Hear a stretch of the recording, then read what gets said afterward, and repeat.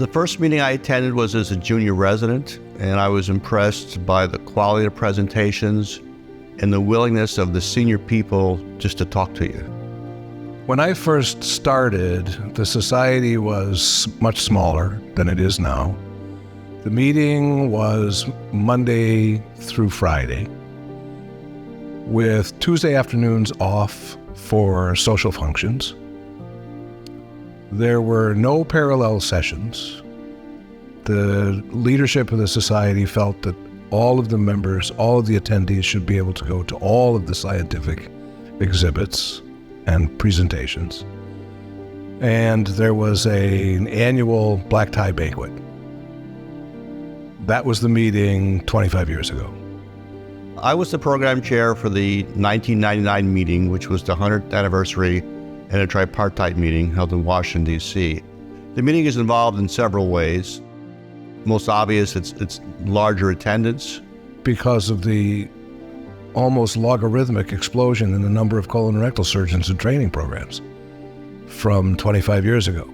We've shifted a bit more towards the weekend so people can get back to work sooner. When I was program chair in 1989, the number of abstracts that we had to review was probably no more than 250. This year, it's been over 1,000. Posters were very unusual 25 years ago.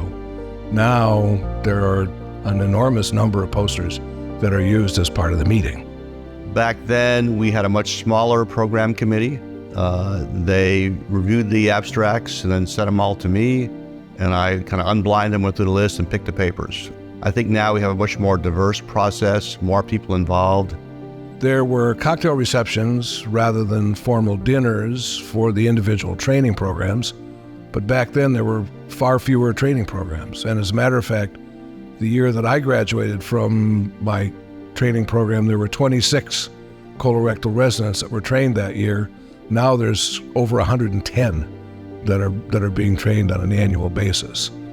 And then with the advent of laparoscopy, and then with the evolution of minimally invasive techniques, and most recently with robotic surgery, much of the meeting has been devoted to technical aspects of minimally invasive surgery. Rectal cancer has always been a hot topic. 25 years ago, the discussion about rectal cancer was which operation?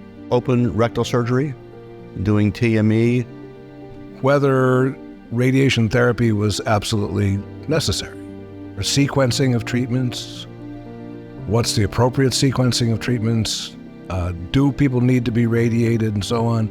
But still, rectal cancer is a very, very important topic. The society has always relied on financial support from industry. The participation of the exhibitors has changed a bit. 25 years ago, the representatives had much larger budgets and freedom to do with those budgets what they wanted. Partly it's economics. The companies don't have the profit margin they used to have.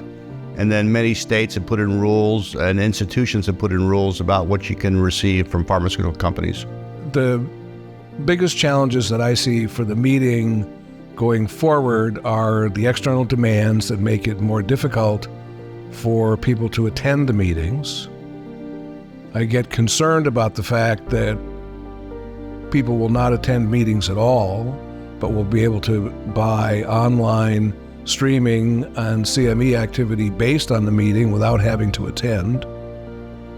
And I think that would be a shame to lose the interpersonal connections that have come and that have been, I think, a hallmark of the specialty for quite some time. And that's my biggest concern about where the meeting might go.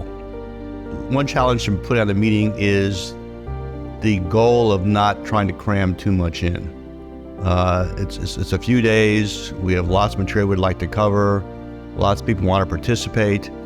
And it's difficult sometimes to say no and not to try and pack too much into the meeting.